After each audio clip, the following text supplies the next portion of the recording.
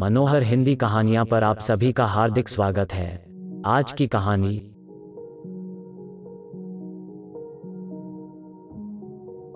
आज सवेरे से ही बहुत उमस थी। लग रहा था कि आज बारिश के आसार हैं और सचमुच ऐसा हुआ भी। धधकते हुए सूर्य को जब अचानक ही एक ढीठ बदली ने ढकने की कोशिश की तो उसकी तपते हुए सूर्य के साथ आंख में चौली शुरू हो गई। जल्दी ही बदली का साथ देने के लिए बादलों की फौज आ गई और आखिरकार सूर्य को परास्त होना ही पड़ा। उन्होंने आसमान को ढक लिया, ठंडी ठंडी हवा चलने लगी और रिमझिम फुहार शुरू हो गई। पापा चाय लो, परी सी शक्ल की नन्ही परी की चहकती आवाज गूंजी। रख दो बेटा, और तुम्हारी मम्मी कहाँ है? मम्मा तो किचन में है और पकौड़े बना रही हैं। आपने देखा ही नहीं? यह देखो मेरे हाथ में पकौड़े की प्लेट है कि नहीं? उसने मुंह फुलाते हुए कहा। सचमुच मेरा ध्यान उसकी तरफ नहीं गया। मुझे आश्चर्य होता है कि मैं इतनी बड़ी लड़की और उसके हाथ में प्लेट को नहीं देख पा रहा हूँ। दरअसल मेरा ध्यान तो आसमान की तरफ था, और अक्सर ऐसा होता है कि जब मैं कल्पना में खोया होता हूँ तो आसपास की वस्तु का मुझे बिल्कुल भी ध्यान नहीं रह जाता। इस बात पर मैं बार बार झिड़की भी खाता रहता हूँ। बेटा, जब तुम्हारी मम्मा खाली हो जाए तो हम तीनों ही एक साथ चाय पिएंगे और पकौड़े खाएंगे। कह देना अपनी मम्मा से जाकर। ठीक है, ठीक है। वो खुश होकर चाय और पकौड़े की प्लेट वापस ले गई। मैं फिर से खिड़की के पार थिरकती बूंदों के नर्तन और सतरंगी मायाजाल में खो गया। दूर क्षितिज तक फैली हरियाली हल्की बारिश के पर्दे में धुंधली हो रही थी। रंग बिरंगे फूलों वाले पौधों के ऊपर बारिश की बूंदें टूटकर बिखर जाती। ये मेरे मन को अनायास ही खींचकर कहीं और ही ले जा रही थीं। स्मृति की वीथिकाएं बाहें खोले मुझे अपने पास बुला रही थीं और धीरे धीरे मैं उनमें समाता चला गया। समय के एक अंतराल के पार, जहां मेरा बचपन था, मैं था, मेरी अलमस्त दुनिया थी। मेरे संगी साथी थे, आम की बगिया थी, मेरे सारे खेलों का आयोजन जमा था। तभी कहीं से हमारे खेल के बीच में बाधा देने के लिए वो आ टपकी। बड़ी तूफानी लड़की थी वो, जिसका नाम था बरखा। ए अमित, मुझको भी खेलना है, उसने धमकी भरे स्वर में कहा। अचानक से एकाएक बीच खेल में बाधा आ जाए तो गुस्सा आना तो स्वाभाविक है। मैंने भी तैश में आकर कहा, क्यों, तू कोई लाट साहब की नानी है क्या? तो फिर मैं खेल बिगाड़ दूंगी, उसने दबंगई दिखानी चाहिए। कैसे खेल बिगाड़ती है, मैं भी देखता हूँ। साथियों ने बीच बचाव करा दिया था और फिर वो इस बात पर राजी हो गई थी कि यह खेल खत्म होने के बाद वो खेलेगी। थोड़े ही दिनों में बरखा ने हम लोगों की टोली में अपना विशिष्ट स्थान बना लिया। गजब की फुर्ती, हिम्मत और बिंदास बेईमानी, इन चीजों के साथ वो खेल जीत जाती। अब हर टीम उसको ही लेना चाहती। थोड़े दिनों में यह हाल हो गया था कि हम लोग उसकी राह देखते थे। वह हमारे घर के सामने रहने वाले बैंक कर्मी उमाशंकर मिश्रा जी के साव की लड़की थी। मिश्रा जी की पत्नी मोहिनी की वो बहुत ही चहेती थी। उनकी छोटी बहन सुशीला गांव में रहती थी। उनकी आर्थिक स्थिति ज्यादा अच्छी नहीं थी। सुशीला देवी के 2 बच्चे थे, एक तो बरखा थी, दूसरा लड़का विकास। क्योंकि उमाशंकर जी के बच्चे बाहर हॉस्टल में रहकर पढ़ रहे थे, इसीलिए अकेलापन दूर करने के लिए मोहिनी जब तब इस लड़की बरखा को अपने पास बुला लेती थी। बरखा से मेरा दोस्ताना कुछ ज्यादा ही हो गया था। एक तो वो मेरे ही नेचर की थी। मैं आम लड़कों से जरा हटकर हूँ। मैं नेचर के बहुत करीब रहना चाहता हूँ। मैं नेचुरल चीजों को पसंद करता हूँ। मैं कल्पनाओं में खो जाता हूँ। मेरी इस आदत को विचित्र मानकर सभी हंसी उड़ाते हैं और सनकी और पागल तक कह देते हैं। कुछ ऐसे ही बरखा थी, दिल की साफ, जिद्दी और बहुत प्यारी। जब वो गई तो मुझे बहुत खाली खाली सा लगा। मैं बहुत उदास भी रहने लगा। समय ने करवट बदली और मेरा अच्छे स्कूल में एडमिशन कराया गया। मुझे भी हॉस्टल में जाना पड़ा। मेरा घर छूट गया। फिर ऐसा क्रम चला कि जब मेरी छुट्टी होती तो बरखा नहीं आ पाती थी और जब बरखा आती तो मैं नहीं आ पाता था। समय गुजरता गया। बरखा से मुझे मिले हुए कई साल हो गए। अब मेरे मन में उसकी थोड़ी सी ही याद बची थी। अपनी पढ़ाई में उलझा हुआ मैं नई दुनिया देख रहा था। बीबीए के लास्ट सेमेस्टर के एग्जाम देकर छुट्टी में मैं घर आ गया था। जून का लास्ट हफ्ता था। गर्मी अपने चरम पर थी और जैसे आग बरस रही थी। मौसम ने करवट ली, बादलों ने आसमान में डेरा डाल दिया। सुहानी हवा जैसे तन को नहीं मन को भी सहला कर गुजर जाती और मेरा रोम रोम पुलकित होकर नई दुनिया में सैर करने लगता। युवावस्था का आरंभ था, जहां सपने करवट लेना शुरू कर देते हैं। मौसम में नई रंगीनियां आ जाती हैं। जाने अनजाने कितने ही गीत होठों पर उतर आते हैं। उनमें कल्पनाओं की दुनिया सजने लगती है। एक तस्वीर बनती है जो अपने मन के मीत की होती है। मैं भी उन्हें दुनिया में खोया हुआ एक धुंधली सी तस्वीर को पूरी करने की कोशिश कर रहा था। अपने कल्पनाओं के रंग भर रहा था कि बारिश की बूंदों ने उसमें और भी पंख लगा दिए। बारिश का मौसम तो मेरी कमजोरी है। यह मुझे बहुत ही पसंद है। मैं बारिश में भीगने के लिए छत पर आ गया और सहसा मैंने देखा कि मेरी कल्पना ने रंग भर कर एक आकार भी ले लिया है और वो छत पर घूम घूम कर थिरक थिरक कर बारिश में नहा रही है।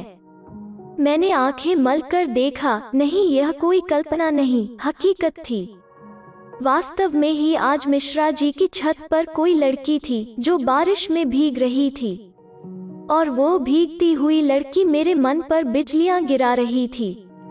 इतनी सुंदर लड़की, ऐसा लग रहा था कि जैसे मैं उसे बरसों से जानता हूँ। यह मेरी कोई ही अधूरी कहानी है जिससे मैं ही पूरा करूँगा। अजीब अजीब से एहसास मेरे मन में भर रहे थे। अचानक ही उस लड़की ने मुझे देखा तो वो शर्मा कर नीचे भाग गई। यह मेरी पहली नजर का प्यार था। उस भीगी भागी सी लड़की ने मेरे दिल पर कुछ ऐसी दस्तक दी कि फिर दोबारा नहीं गई। मैंने सवेरे उसके बारे में पता किया। अजी पता क्या करना, मैं तो स्वयं मिश्रा जी के घर गया। आंटी जी ने आवाज दी, बरखा अमित आया है, देखो इसके लिए चाय बना लो। बरखा, जैसे मेरे दिल के तार बजे उठे, तो क्या यह बरखा है? तभी यह जानी जानी सी लग रही है। थोड़ी ही देर में बरखा मेरे सामने चाय लेकर आई। अब यह बरखा पहले वाली बरखा नहीं थी। बड़ी होकर वो बेहद खूबसूरत हो गई थी। उसमें शर्मो हया के भाव भरे हुए थे। उसकी चाल में ठहराव था, नजाकत थी। आंखों में वो कशिश थी, होठों पर वो मुस्कुराहट थी कि मैं उसका बना तो फिर दोबारा उसकी गिरफ्त से बाहर नहीं निकल सका। वहां से लौटा तो मैं बरखा का होकर लौटा। इसके बाद मैं जब तक घर पर रहा, किसी न किसी बहाने से मैं बरखा से मिलता रहा, बातचीत करने की कोशिश करता रहा।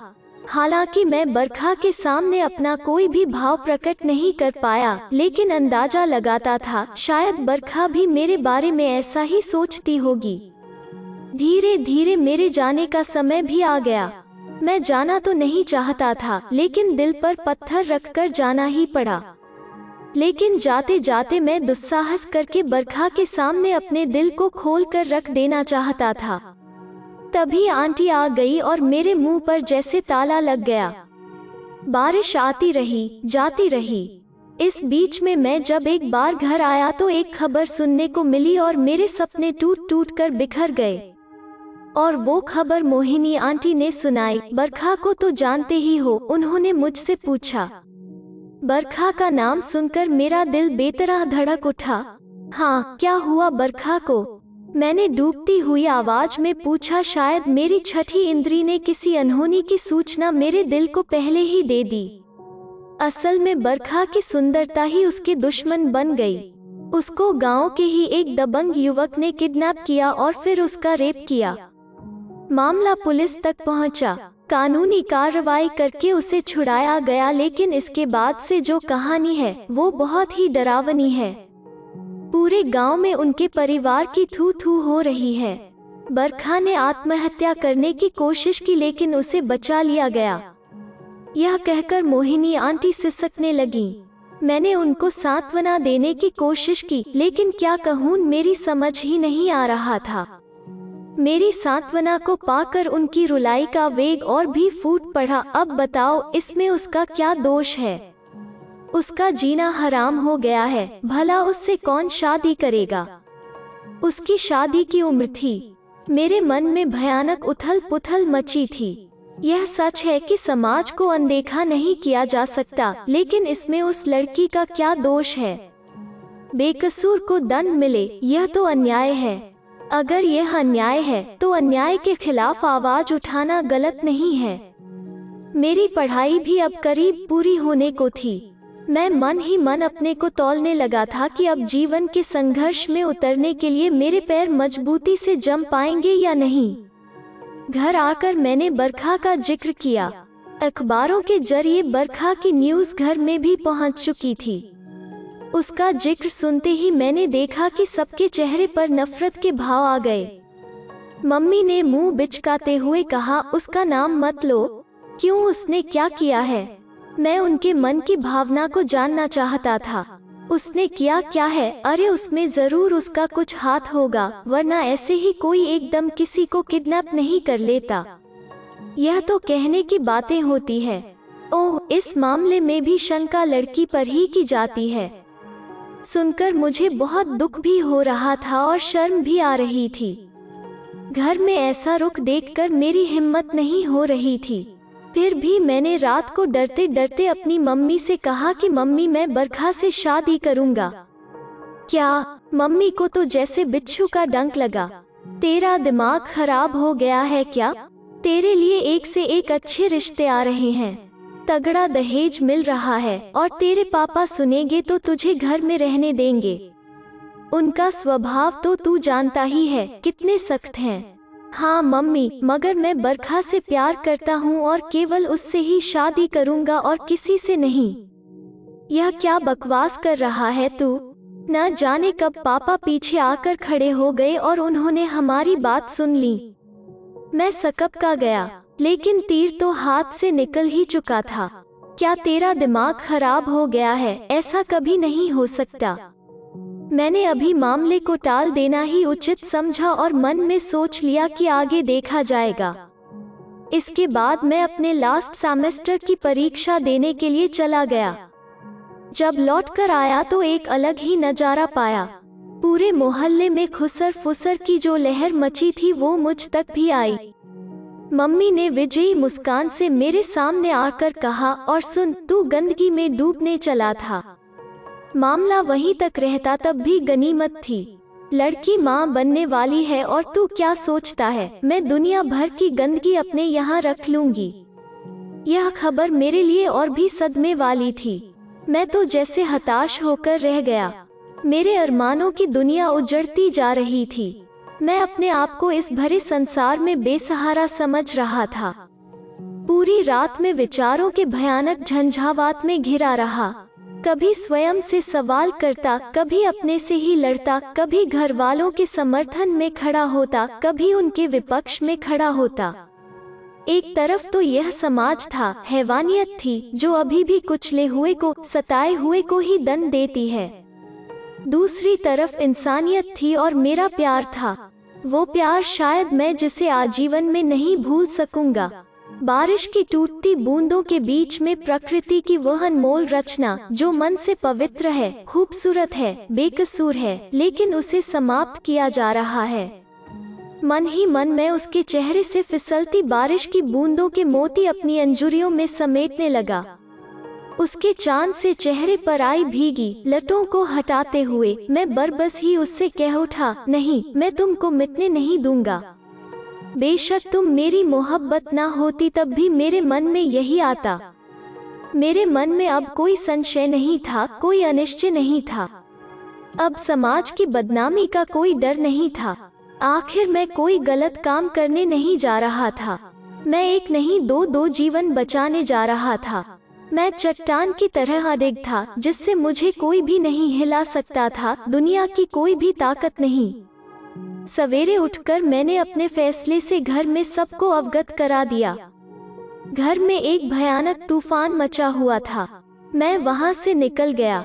थोड़ी ही देर बाद मैं आंटी के सामने बैठा हुआ था और उनसे बरखा की कहानी सुन रहा था। आंटी बता रही थी कि बरखा तो एकदम गुमसुम हो गई है।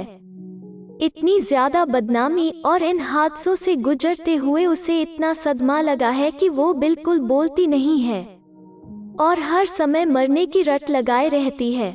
जब से उसे प्रेग्नेंट होने की बात चली है, तब से तो उसने रही सही जीने की उम्मीदें भी छोड़ दी है। तब से तो उसने यह जिद ठान ली है कि वो अब जिंदा नहीं रहेगी। जब घर वाले उसे समझाते समझाते थक गए, लेकिन वह अबॉर्शन के लिए राजी नहीं हुई, तब मैं उसे यहाँ लेकर आई हूँ। शायद माहौल बदलने से धीरे धीरे वो मेरी बात समझ जाए। वहाँ उसके गांव में तो उसका जीना ही दूभर था। मैंने आंटी के सामने अपना प्रस्ताव रखा तो आंटी विश्वास ही नहीं कर सकी। मैंने कहा, यही बात मैं कई साल पहले कहने वाला था, लेकिन आप आ गई थीं, तो बात अधूरी रह गई थी। आज वही बात मैं पूरी करने जा रहा हूँ। आंटी ने बरखा को बुलाया और यह खुशखबरी बरखा को सुनाई, लेकिन बरखा शादी करने के लिए तैयार ही नहीं हुई। उसने कहा, मेरी जिंदगी तो बर्बाद हो चुकी है, मेरे साथ तुम अपना जीवन क्यों बर्बाद करोगे? तुम्हारे घर वाले कभी मुझे स्वीकार नहीं कर पाएंगे और तुम मुझे छोड़ नहीं पाओगे। इस तरह से तुम्हारा अपने घर से हमेशा के लिए नाता टूट जाएगा, कहकर वो रोने लगी। उसके आंसू मेरे दिल पर बिजलियां गिरा रहे थे। मैंने उसे समझाते हुए कहा, यह एक हादसा था, उसमें तुम्हारा कोई दोष नहीं है। आखिरकार धीरे धीरे मैंने बरखा को समझा ही लिया और बरखा को अपनी मोहब्बत का एहसास दिला दिया। अब बरखा उस नर्क के घेरे से बाहर आ रही थी। उसके चेहरे पर रौनक लौट रही थी। जैसे बसंत आने के पहले पतझड़ होता ही होता है, सुहावनी बारिश के पहले भीषण गर्मी होती ही है, वैसे ही मेरी बरखा के आने के पहले भी घर में तूफान तो मचना ही था। घर में कोई भी तैयार नहीं हुआ। मैंने अंकल आंटी को गवाह बनाकर बरखा से कोर्ट मैरिज कर ली और दूसरे शहर में एक जॉब भी ढूंढ ली। इसके साथ ही साथ मुझे फरमान मिल गया कि घर से निकल जाओ, हमारा तुमसे कोई नाता नहीं। इस बात के लिए तो मैं पहले से ही तैयार बैठा था। कमरा किराए पर लेकर मैं रहने लगा। बरखा ने बेहद प्यारी सुंदर परी सी बच्ची को जन्म दिया। मैंने उसका नाम भी परी ही रख दिया। मेरे अथक परिश्रम से 1 साल भी नहीं बीता कि मेरी सरकारी नौकरी लग गई। अब मैं बैंक मैनेजर था। मेरे पास किसी चीज की कमी नहीं थी। परी को आंटी ने अपने पास रख लिया था, यह कहकर कि मेरी बरखा को तो तुम ले गए, अब इसकी जगह भरने के लिए परी आ गई। मेरे दोनों बेटे तो अब नौकरी करके दूसरे शहरों में बस गए हैं। मैं उनके पास कहाँ जाकर रहूं? उन्हें मेरे पास आकर रहने की फुर्सत नहीं, तो मैं तो अकेली की अकेली ही रह गई। अब इसकी जिम्मेदारी मेरी है। हाँ, जैसे मैं बरखा को बुला लेती थी, वैसे तुम भी चाहो तो इसको बुला लिया करना। बरखा और मैं उनके इस स्नेह को ठुकरा नहीं सके और परी को उन्हें देना ही पड़ा। और हमारी शादी के बाद जो पहली बरसात आई तो मेरे जीवन में सारी खुशियां थीं। बारिश की वह बूंदें, अपने सामने बैठा हुआ मेरी कल्पनाओं का सजीव चित्र, मेरा इश्क मुझे मिल गया था। क्योंकि बारिश उसे भी पसंद है और वो बारिश में भीग रही थी, मैं उसे देख रहा था। मनचाहा गाना चल रहा था, एक लड़की भीगी भागी सी। कहाँ खो गए पापा, क्या मैं फिर से नहीं दिख रही? उसके इस मासूम सवाल पर मैं और उसके पीछे आकर खड़ी हुई बरखा दोनों ही खिलखिलाकर हंस पड़े। परी पकौड़े की प्लेट लिए खड़ी थी। बरखा ने सामने मेज लगाई और हम तीनों ही चाय पीने लगे। और हाँ, एक बात तो बताना भूल ही गया, अब मेरे मम्मी पापा भी मुझसे नाराज नहीं है, क्योंकि मैंने जो शादी की थी उसकी खबर समाचार पत्रों में भी छपी थी। सबने इसकी प्रशंसा की। कहीं कोई बदनामी नहीं हुई, क्योंकि अब सोच बदल रही है और सुनने को मिलता है कि मिश्रा अंकल आंटी के यहाँ परी जितना रहती है, उससे ज्यादा हमारे मम्मी पापा के पास रहती है। वे भी परी को बहुत प्यार करते हैं, यानी मेरा फैसला गलत नहीं था। अब हमारी फैमिली संपूर्ण फैमिली है, कहीं कोई कमी नहीं है। सामने इंद्रधनुष बन गया। परी इंद्रधनुष में खो गई है। इंद्रधनुष के सतरंगी रंगों की आभा हमारे घर में भी बिखरी है। अगर आपको यह वीडियो पसंद आया तो इसे लाइक कीजिए, शेयर कीजिए और इस चैनल को सब्सक्राइब कीजिए। धन्यवाद।